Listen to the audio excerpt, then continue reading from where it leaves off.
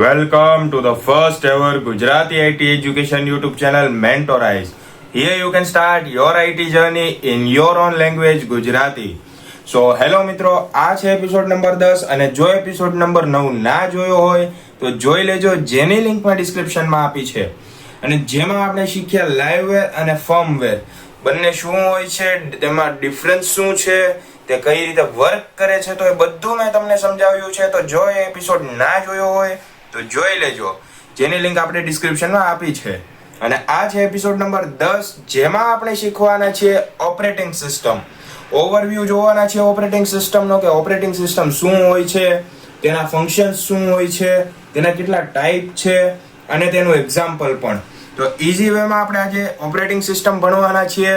તો video start કરતા પહેલા વિડીયોને લાઈક કરો, ચેનલને સબસ્ક્રાઇબ કરો અને આ વિડીયો તમારા બધા મિત્રોને શેર કરો, જેથી તેમને પણ આ વિડીયો હેલ્પફુલ થઈ રહે. તો વિડીયો સ્ટાર્ટ કરીએ. તો હવે આપણે જોશું ઓપરેટિંગ સિસ્ટમ શું હોય છે, તેના ફંક્શન શું છે, એક્ઝામ્પલ્સ અને એના ટાઈપ્સ. તો સ્ટાર્ટ કરીએ. વોટ ઇઝ ઓપરેટિંગ સિસ્ટમ, કે ઓપરેટિંગ સિસ્ટમ છે શું? Operating system is a system software that acts as an interface between user and computer hardware, controls and manages hardware resources. હવે જેમ મેં તમને પહેલા કીધું હતું કે આપણે મશીન લેંગ્વેજ શીખ્યા, તો એમાં તમે જોયું કે મશીન લેંગ્વેજ શું હોય છે, તો 0 અને 1 એટલે કે બાઇનરી હોય છે. અને યુઝ કરવાવાળું કોણ હોય એ લેંગ્વેજ, તો માણસ હોય. તો એ બે વચ્ચે આપણે શું કરતા હતા, ટ્રાન્સલેટર મૂકી દેતા હતા. સો એ ટ્રાન્સલેટર આપણે તેની બાઇનરી લેંગ્વેજમાંથી આપણી હ્યુમન લેંગ્વેજમાં ટ્રાન્સલેટ કરીને દેતું હતું. પછી કેટલો સમય કરી શકાય એ વસ્તુથી, તો કામ માણસ પાકી જ જાય એમાં. તો એનો એક સોલ્યુશન નીકળ્યો ઓપરેટિંગ સિસ્ટમ. એટલે કે જ્યારે કમ્પ્યુટર કામ કરતું હોય, આપણે એને કમાન્ડ આપતા હોય, તો એને આપણે ડાયરેક્ટ કમાન્ડ આપી શકીએ એવું કંઈક બનાવવામાં આવ્યું. એટલે કે ઓપરેટિંગ સિસ્ટમ, કે હું એપ્લિકેશન ઉપર ક્લિક કરું તો એની અંદર એનું ઇન્ટરફેસ ખુલે, એના મારે જે વર્ક કરવું હોય હું કરી શકું ઇઝીલી. પહેલાં શું હતું, બાઇનરી નંબર લખો, કોડ કરો, પછી એપ્લિકેશન યુઝ કરો, તો બહુ હાર્ડ હતું પહેલાંના સમયમાં. તો ઓએસ બની ગયું. હવે આપણે ગેમ રમવી હોય તો ગેમ ઉપર ક્લિક કરો, એપ્લિકેશન યુઝ કરવી હોય તો એપ્લિકેશન ઉપર ક્લિક કરો, તો બહુ ઇઝી થઈ ગયું ઓપરેટિંગ સિસ્ટમ આવ્યા પછી કામ. સો ઓપરેટિંગ સિસ્ટમ આપણે યુઝર અને કમ્પ્યુટર છે એ બંને વચ્ચે એક દિવાલનું કામ કરે, અથવા તો મેસેન્જરનું કામ કરે, જેમ ટ્રાન્સલેટર કરતું હતું. પણ ટ્રાન્સલેટરને ભી પડતી હતી કામ કરવા, એટલે ઓપરેટિંગ સિસ્ટમને આપણે બોલાવી લીધું. તો ઓપરેટિંગ સિસ્ટમ આપણે જે કામ કરવું હોય આપણે ઓપરેટિંગ સિસ્ટમમાં કરીએ છીએ, અને બેકએન્ડ એટલે કે કમ્પ્યુટરની પાછળની સાઈડે કામ બધું થાય અને આપણે ઓપરેટિંગ સિસ્ટમ થ્રુ દેખાય છે. એટલે આપણે આ આઉટપુટ જોઈએ છીએ, ત્યારબાદ આપણે જે ઇનપુટ નાખીએ છીએ અંદર પ્રોસેસ થાય છે બેકએન્ડમાં. તો એ ઓપરેટિંગ સિસ્ટમ આપણે હેલ્પફુલ થાય છે એમાં. જેમ મશીન લેંગ્વેજ મેં તમને સમજાવી હતી, તો ઓપરેટિંગ સિસ્ટમ પણ એમ જ છે. પણ આ એક ગ્રાફિકલ યુઝર ઇન્ટરફેસ છે, GUI. સો ત્યારબાદ છે runs application programs make computer system usable. જેમ મેં કીધું કે આપણે કોઈ પણ એપ વાપરવી હોય તો આપણે શું કરીએ, ડાયરેક્ટ એપ ઉપર ક્લિક કરીએ, એપ સ્ટાર્ટ થઈ જાય છે. તો એના હાટું આપણે કઈ ઓલું રોકેટ સાયન્સ વાળું કોડિંગ નથી કરવું પડતું. નોર્મલ આપણે એપ ઉપર ક્લિક કર્યું, એપ ખુલી ગઈ. હવે સમજો તમારે વોટ્સએપમાં કોઈને મેસેજ કરવો છે, તો એમ નહીં કરવું પડે કે પહેલાં હું 0101 લખું, વોટ્સએપ ઓપન થયું, એમાં પાછો મેસેજ ટાઈપ કરવાનું, 0011 નાખું અને ત્યારબાદ મેસેજ જાય, એવું નહીં. ઓપરેટિંગ સિસ્ટમમાં વોટ્સએપ છે, સામું દેખાય છે, ક્લિક કરો, વોટ્સએપ ખુલ્યું, જેની ચેટ કરવી છે જેની સાથે તમારે, એના ઉપર ક્લિક કરો, નીચે મેસેજ બોક્સ આપ્યું હોય એમાં ટાઈપ કરી દો, મેસેજને જવા દો. તો એટલું ઇઝી બની ગયું ઓપરેટિંગ સિસ્ટમ આવ્યા પછી. તો એપ્લિકેશનને રન કરે છે અને ઓપરેટિંગ સિસ્ટમ આ વસ્તુને ઇઝી બનાવે છે. તો સિમ્પલ ફ્લો એવો છે, user, operating system and hardware. So user છે એ હાર્ડવેર છે મોનિટર, તો એ બેયની વચ્ચે જે કામ કરાવવાનું છે એ ઓપરેટિંગ સિસ્ટમ કરાવે છે, કારણ કે વચ્ચે તો એ જ છે. હવે આપણે એમ કહીએ કે મિડલ મેન છે, મારે પ્રોપર્ટી બાય કરવી છે, સામે એજન્ટ છે અને એ આપને પ્રોપર્ટી બતાવશે. સો પ્રોપર્ટી ડીલર છે એ એજન્ટ છે અને અંદરનું જે વર્ક થાય છે એ આપણો ફ્લેટ છે અને યુઝર આપણે છીએ. સમજાઈ ગયું?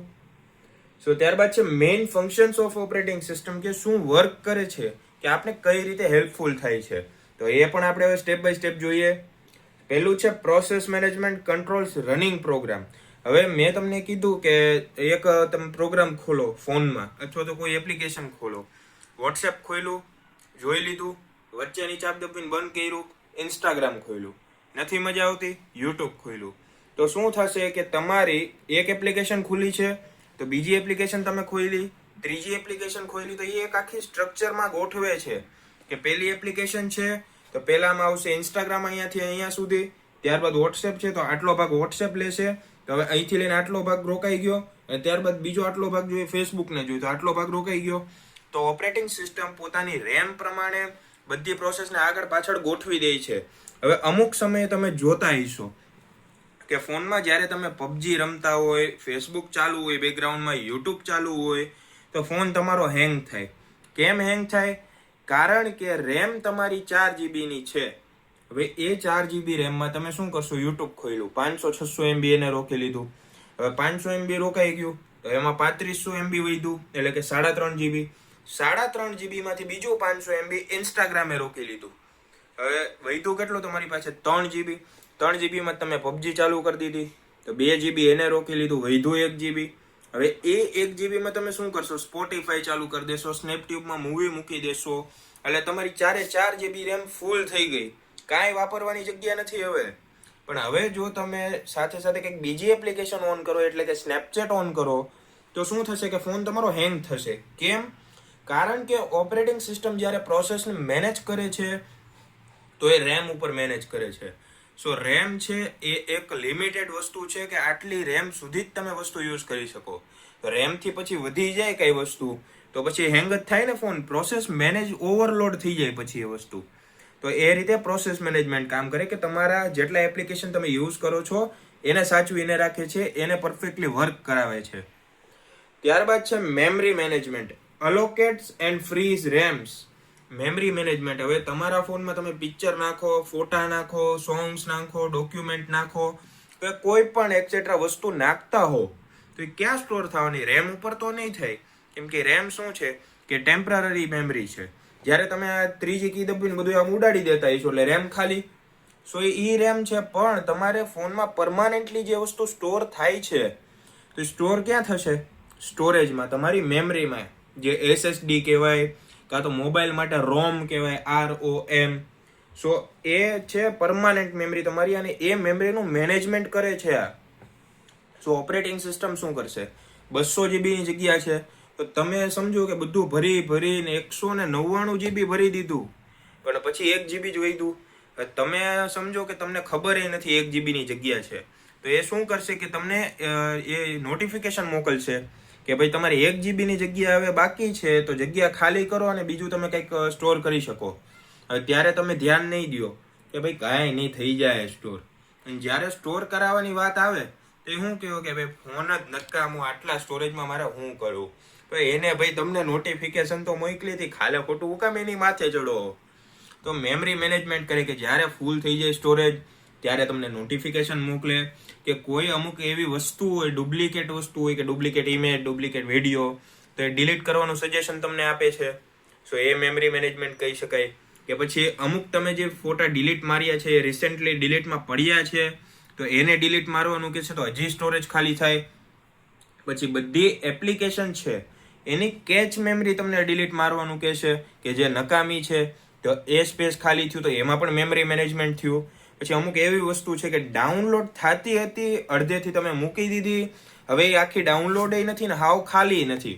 ડાઉનલોડ થયેલી પણ પ્રોપર ડાઉનલોડ નથી થઈ એટલે વેસ્ટ થઈ ગઈ ફાઇલ.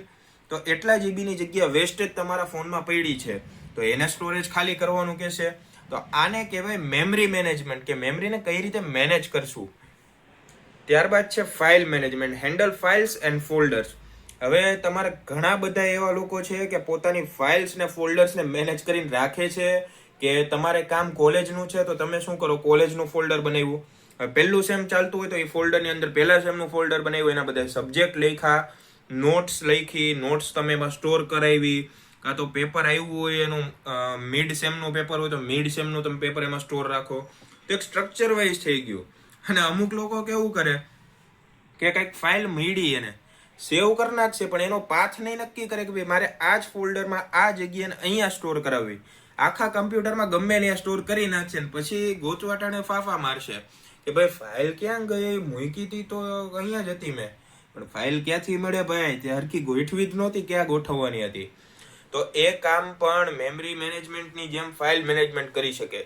કે તમે શોર્ટ આવે ઉપર, તમે જોજો ક્યારેક લેપટોપ કે કમ્પ્યુટરમાં અથવા મોબાઈલમાં પણ હશે કે શોર્ટ બાય લખ્યું હશે. શોર્ટ બાય કરો એટલે ટાઈપ એના ટાઈપથી આવે કે પીડીએફ હોય તો એ આવે અથવા ટેક્સ્ટ ફાઇલ હોય તો એ આવે. ત્યારબાદ છે સાઇઝ, તો અસેન્ડિંગ ડિસેન્ડિંગ સાઇઝ પણ આવશે કે સૌથી નાની સાઇઝની પીડીએફ ઉપર પછી મોટી મોટી આવશે, અને અથવા તો સૌથી મોટી ઉપર ને પછી નાની આવશે. એ તમને યાદ નથી તો નેમ વાઇઝ કરો.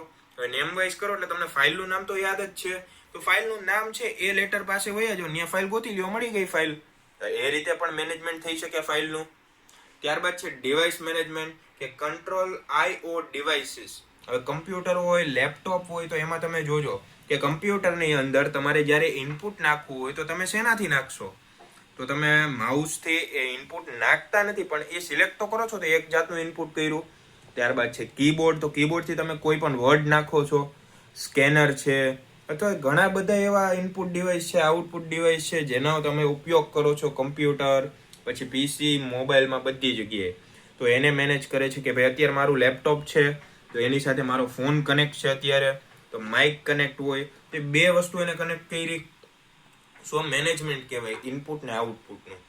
માઇક હોય તો એ ઇનપુટ ડિવાઇસ કે મારો અવાજ કેપ્ચર કરે, અને ફોન છે તો એ પણ ઇનપુટ ડિવાઇસ છે. કેમ? કારણ કે એ મારો ફેસ કેમ રિવીલ કરે, એટલે કે ફેસ કેમ રેકોર્ડ કરે છે. અને લેપટોપ છે મારું તો એ પ્રોસેસિંગ ડિવાઇસ હું કહી શકું કે બધી પ્રોસેસ છે જે એડિટિંગ છે, શૂટિંગ છે, તો બધું લેપટોપ થ્રુ કરું છું. સો એ મારી પ્રોસેસ કહેવાય. સો ઇનપુટ, પ્રોસેસ, આઉટપુટ એ બધું આ ઓપરેટિંગ સિસ્ટમ મેનેજ કરે છે. ત્યારબાદ છે last security, protect system and data. So હવે આમાં તમે જોતા હશો કે તમારો મોબાઈલ હોય, લેપટોપ હોય કે કમ્પ્યુટર હોય, બધામાં પાસવર્ડની સિસ્ટમ બધામાં હોય. એવું કંઈ જોયું છે કે પાસવર્ડ જ નથી આ ફોનમાં, કે આમાં સિસ્ટમ જ નથી પાસવર્ડ રાખવાની? બધાય ઓપરેટિંગ સિસ્ટમમાં હોય, ખાલી ચાલુ કરતા આવડવું જોઈએ. તો એ એક પણ છે કે તમે કોઈ પણ વસ્તુની સિક્યોરિટી આપવા માંગતા હોય તો એ આપી શકો.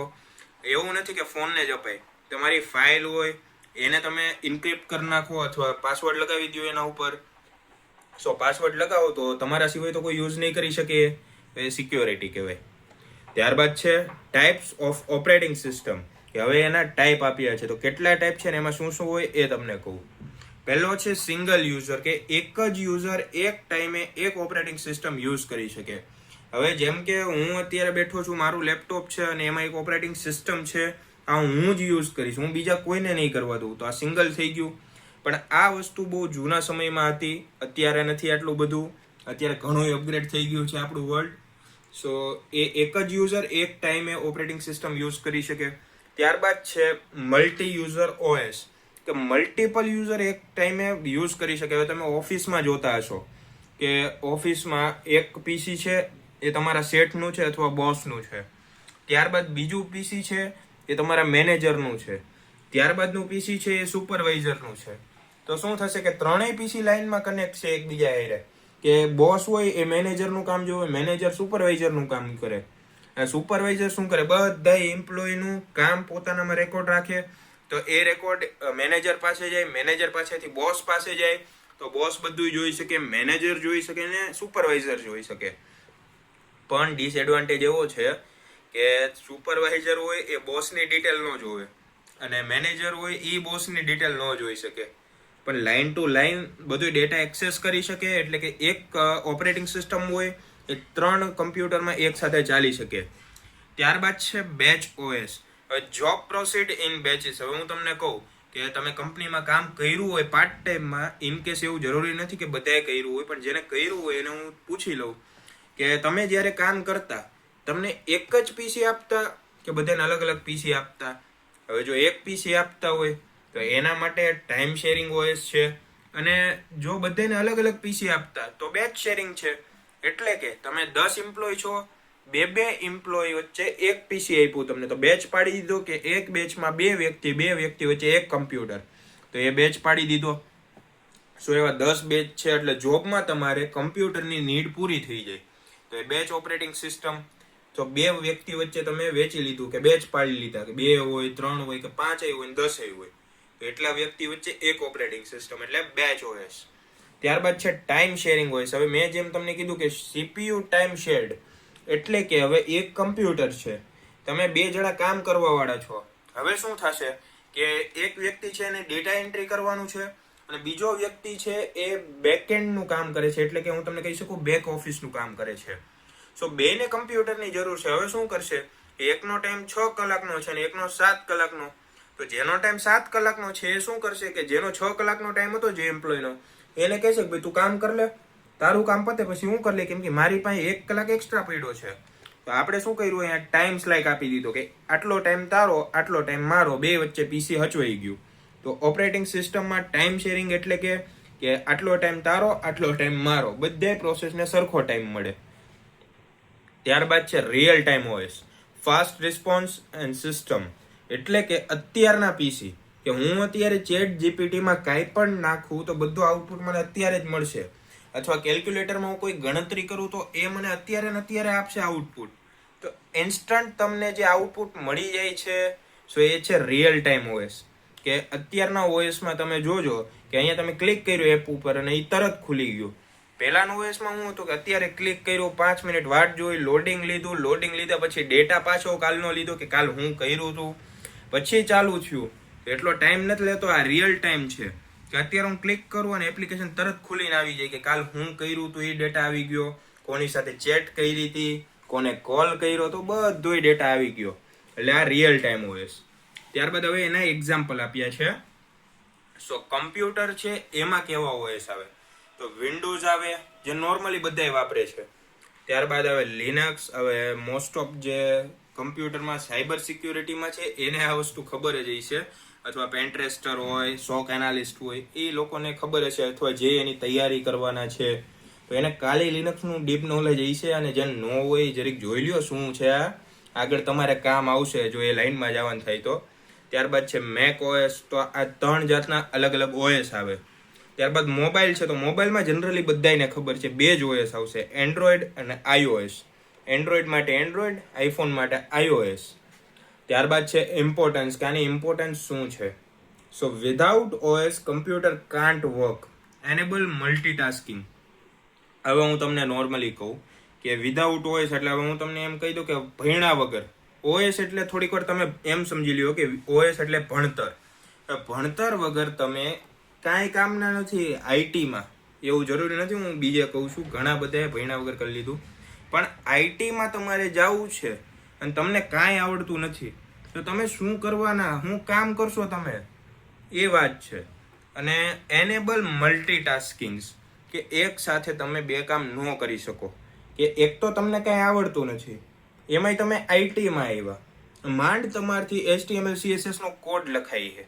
હવે એમાં હું હારે તમે જાવાસ્ક્રિપ્ટ શીખવા જાઓ તો કામ કરો કાં તો શીખવા જાઓ, 2 કામ તમે હારે નહીં કરી શકો. તો એ કે એનું પ્રોબ્લેમ છે કે ઓએસ નહીં હોય તો એક હારે 2-3 કામ નહીં કરી શકો તમે, અને તમને કમ્પ્યુટર વર્ક પણ નહીં ફાવે એમાં. તો ભણતર જરૂરી છે, એટલે ભણજો. બાપ દાદા ખેતીમાં બેહી ગયા હે, આપણે એમાં નથી બેહવાનું. અને એવું નથી ખેતી ખરાબ છે, ખેતી બહુ સારી છે અત્યારે, પણ ટાઈમ પ્રમાણે થોડુંક વધતું જ હોય. સો પ્રોવાઇડ્સ યુઝર ફ્રેન્ડલી ઇન્ટરફેસ, કે હવે હું તમને એમ કહું કે આ મેં પીપીટી બનાવી છે જેમાંથી હું તમને અત્યારે શીખવું છું. પીપીટી જ ન હોત અને હું તમને આમ બેઠો અત્યારે ભાષણ આપું કે હાલો ભાઈ આ ફલાણું છે, આ ટીમકું છે, આ આમ છે તેમ છે, હું તમને સમજ પડવાની. બીજેથી તમે વિડીયો જોવા જ નહીં આવો મારો. કેમ? કારણ કે આ તો હવે મોઢે જ બોલીને સમજાવે, આપને કાંઈ સમજાતું હે નહીં. હવે એ જ વસ્તુ મેં તમને પીપીટીમાં સમજાવી.